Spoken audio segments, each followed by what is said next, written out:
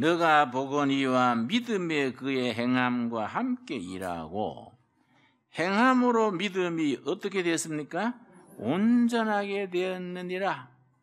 우리가 믿음으로 구원받는 것은 틀림없는데 그 믿음은 어떤 믿음이냐? 행함이 뒤따르는 믿음이라야 제대로 된 믿음, 온전한 믿음이다. 입으로 때우는 믿음 그거는 아니다.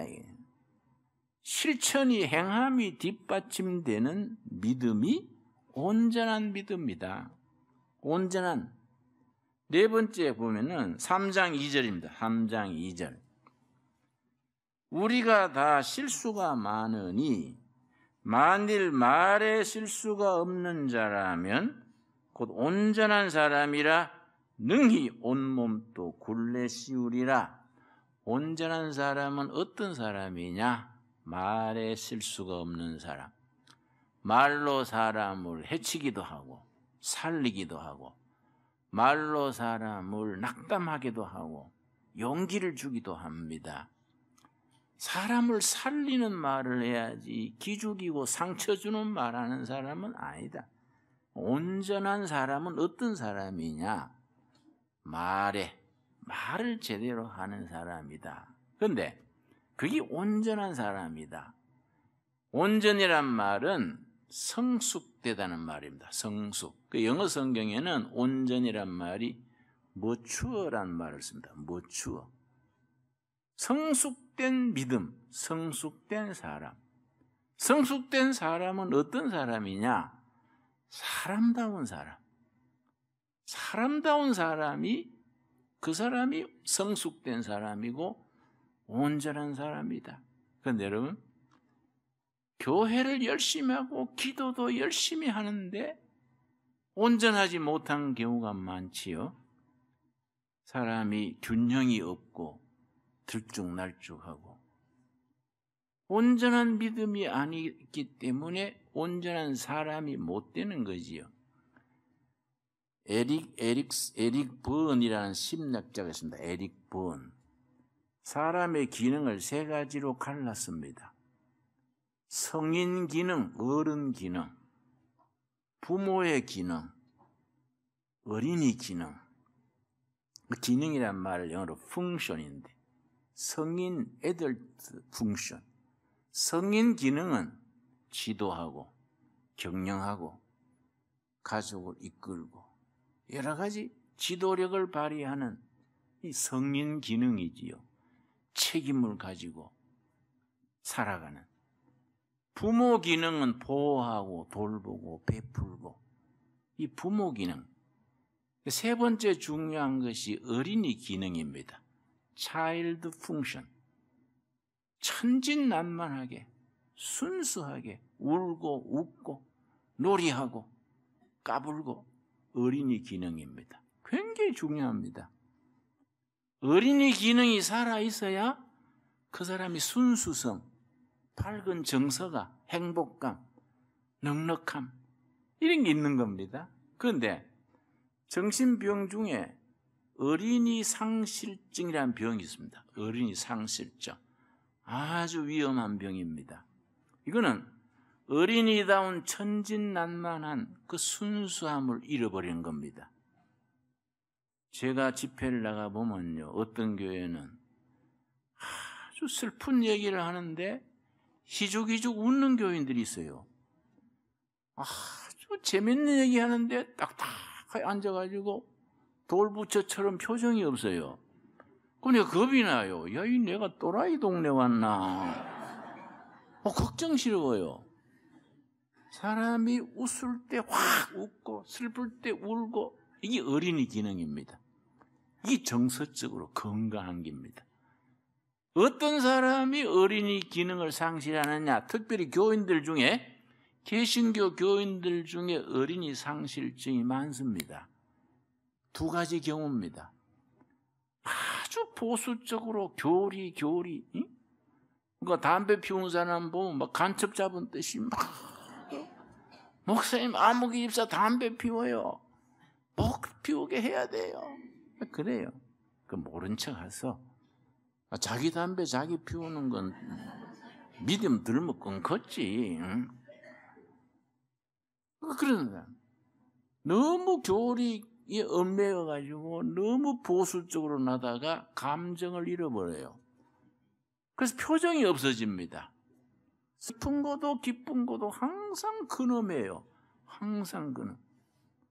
저는 그런 사람들 보면 닭살 돋아요. 아이고, 예수 믿어가 사람 버렸네. 아이고, 저런 사람 천국 가면 같이 안 가면 좋겠다. 응? 내가 안 갈 수는 없으니까 그 사람이 딴 데 가야겠지. 그렇죠? 천국 재미없어 어떻게 사냐 이게.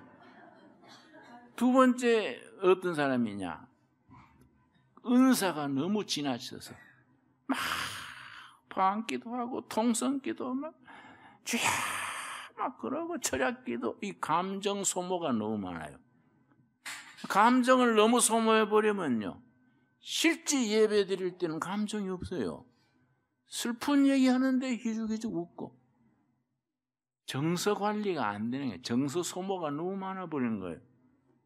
이게 어린이 상실증이 오는 겁니다. 그래서 우리가 예수 믿어가지고 온전한 믿음의 온전한 사람, 성숙된 믿음의 사람다운 사람이 돼야 돼요. 여러분 동의하시지요? 이게 중요한 겁니다. 이것이. 예수 믿을수록 인간이 인간다워야지 인간성을 상실하고 뭐 그렇게 메말라가지고 그 예수 잘 믿어가 어떡하겠습니까? 야고보서가 그걸 말해주는 거예요.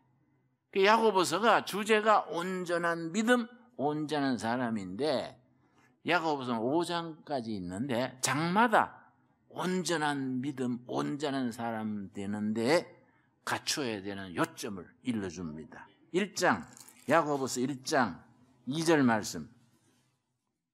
내 형제들아 너희가 여러 가지 시험을 당하거든 온전히 기쁘게 여기라. 시험 받으면 기뻐해라. 그런데 14절 말씀. 오직 각 사람이 시험을 받는 것은 자기 욕심에 끌려 시험 미혹됨이니. 야고보서 1장에 시험이 두 가지가 나와요. 첫째는 하나님이 주시는 시험, 하늘로부터 오는 시험. 둘째는 자기 속으로부터 나오는 세상에서 오는 시험, 욕심, 정욕, 이런. 하나님으로부터 오는 시험은 어떻게 해야 되느냐? 순종하면 돼요. 순종하면 하나님이 예비하신 축복이 임합니다. 가장 대표적인 경우가 창세기 22장. 아브라함에게 100세 얻은 아들 이삭을 바치라 했지요. 시험 중에 시험이지요. 밤에 한숨 잤겠습니까? 100세 얻은 아들을 제물로 바치라 하니 기가 차지요. 그러나 아브라함은 아침이 일찍 일어나서 모리아산으로 바치러 갔습니다. 그런데 하나님께서 아들을 손대지 말아라.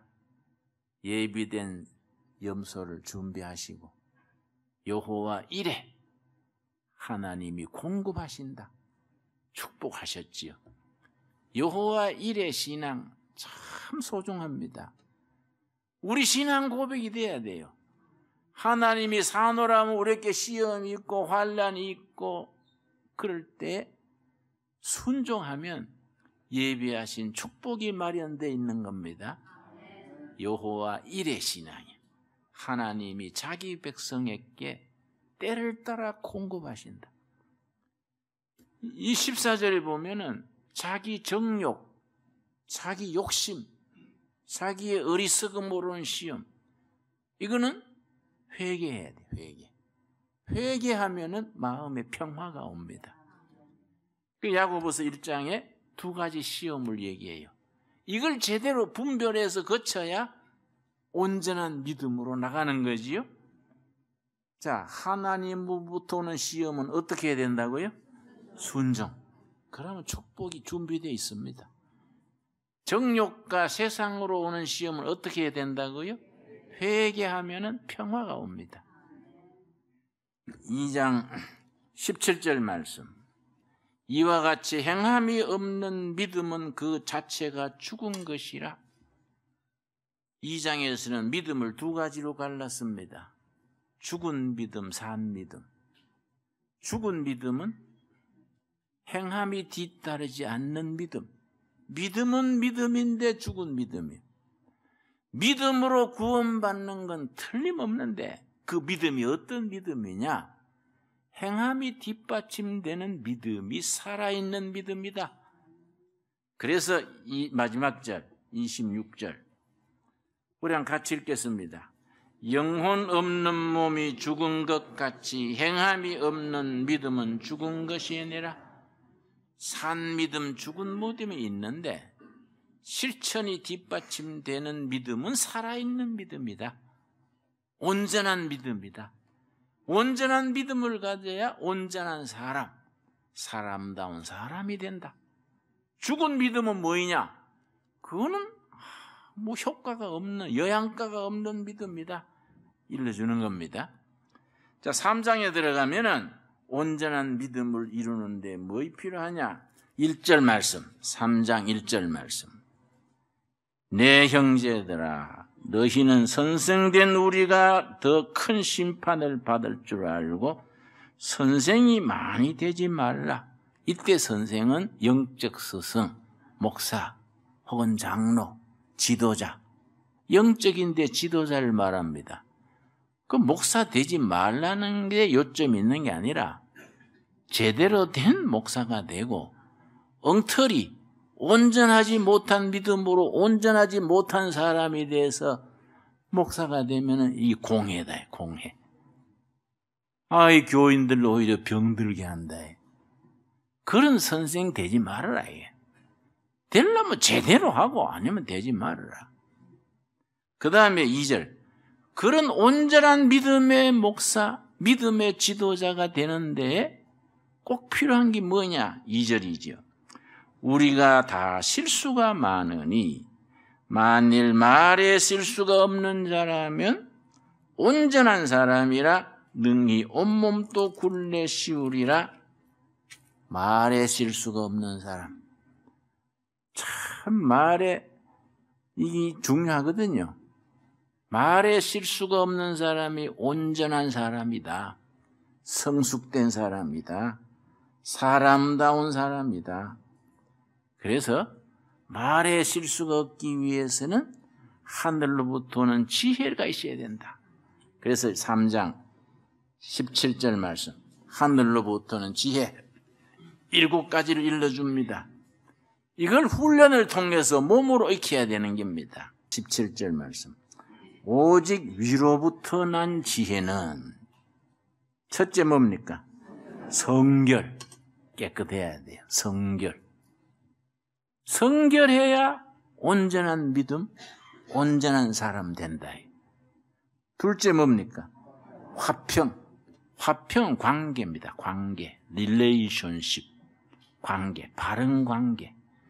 관계는 4가지입니다. 성경의 단어를 이해를 잘해야 됩니다.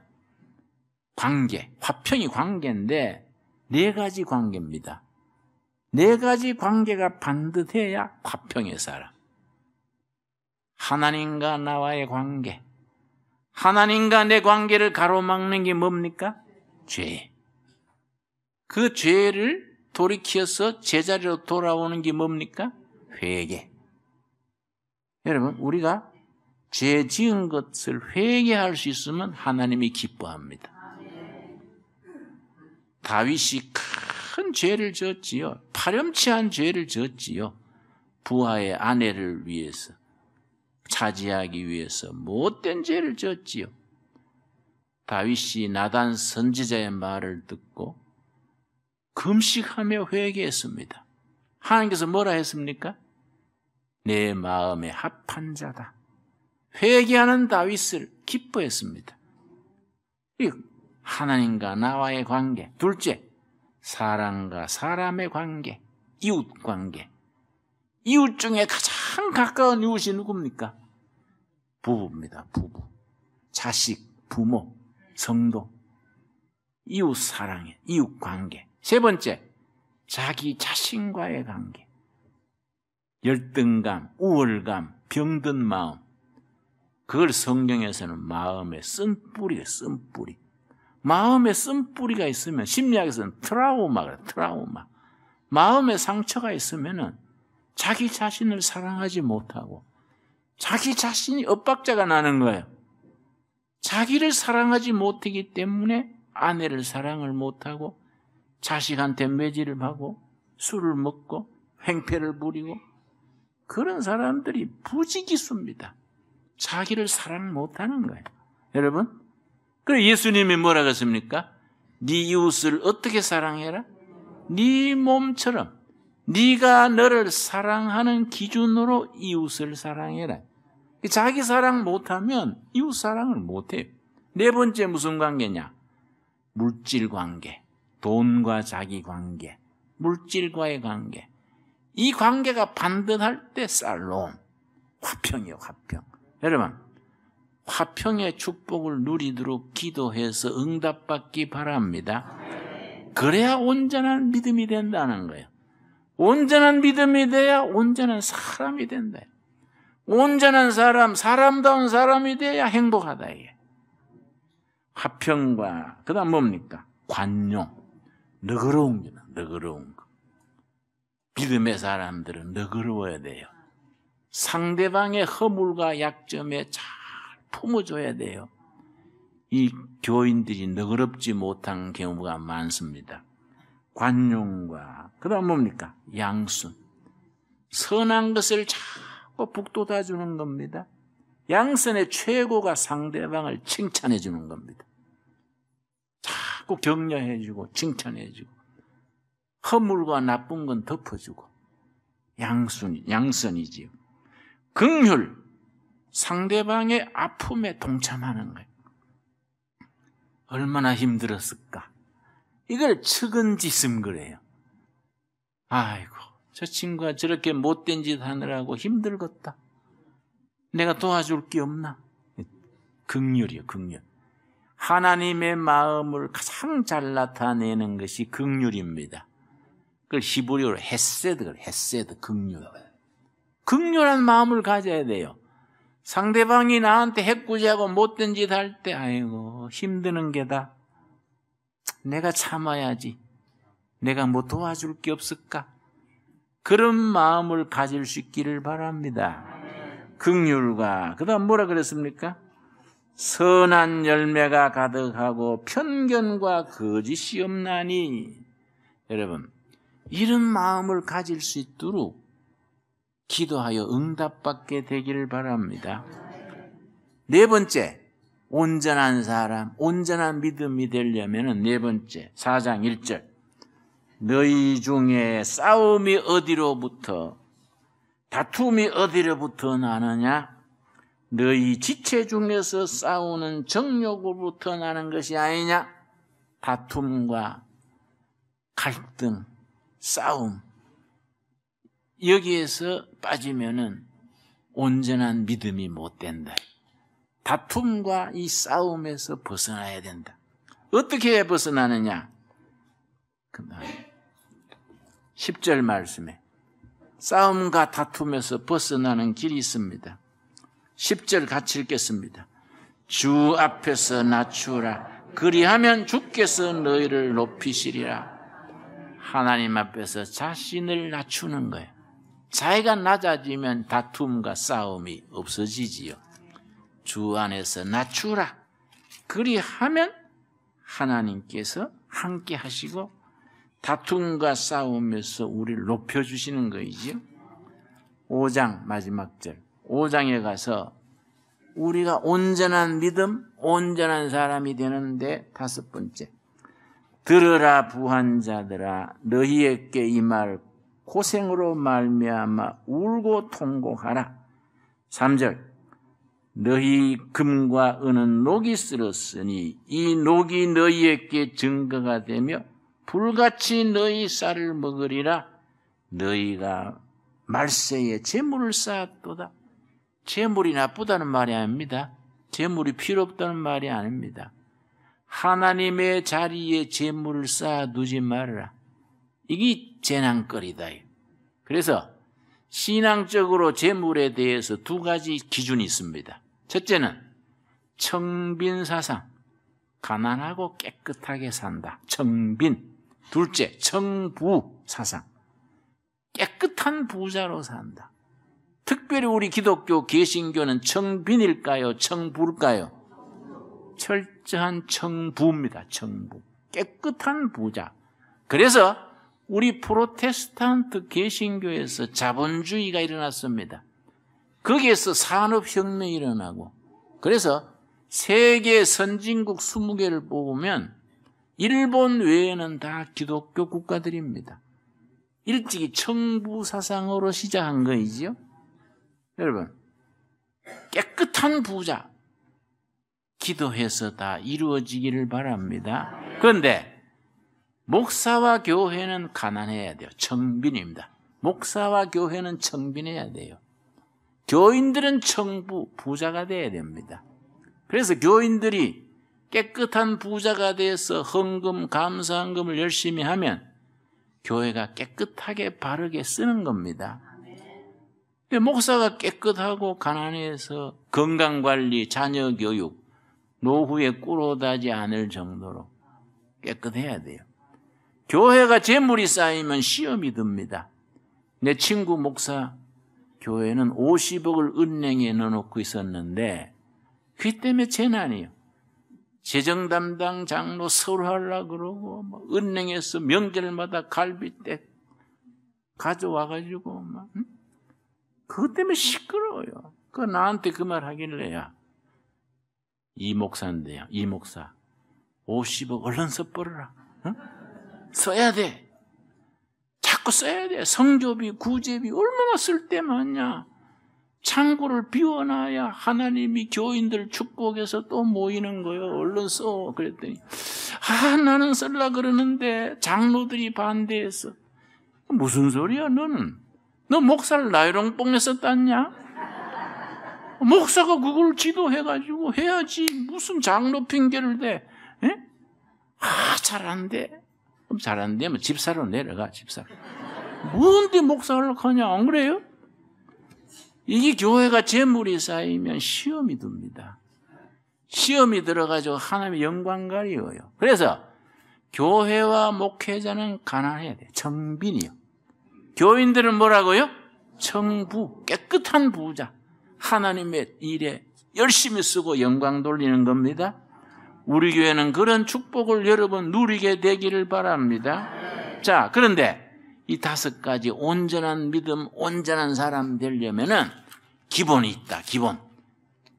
야고보서 첫 부분, 마지막 부분에 썼습니다. 1장 5절. 1장 5절. 뭘 갖추어야 그의 청부가 되느냐? 응? 뭘 갖추어야 온전한 믿음, 온전한 사람이 되느냐? 1장 5절. 너희 중에 누구든지 지혜가 부족하거든 모든 사람에게 후히 주시고 꾸짖지 아니하시는 하나님께 뭐하라? 구하라, 기도하라, 그리하면 주시리라. 기도부터 해야 된다. 기도. 시작입니다. 마지막 5장 뒤에 가서 13절 말씀. 5장 13절. 너희 중에 고난당하는 자가 있느냐? 그는 기도할 것이요.